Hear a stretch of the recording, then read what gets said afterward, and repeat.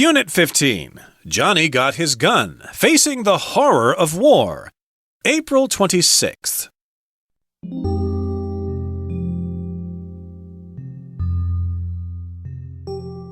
As Joe Bonham lies in his hospital bed, he begins to reflect back upon his life.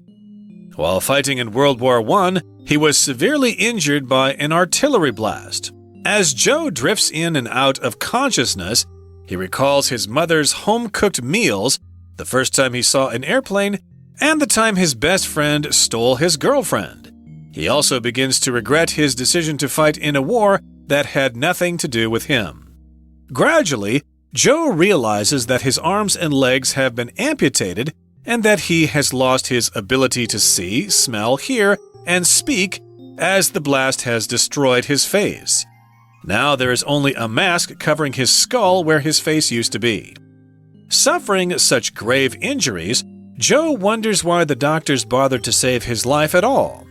With no other options, Joe is forced to live inside his mind.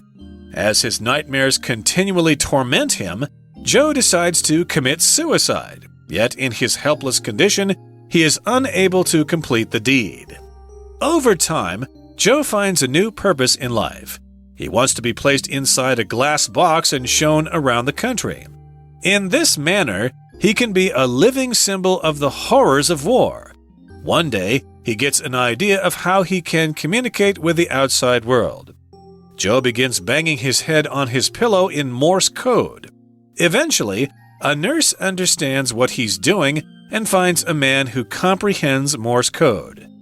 When he conveys his dream of being used as an example of the realities of war, he is told this would go against regulations. Joe realizes that the army would never agree to his demands, as men would no longer want to fight if they were to see the true cost of war.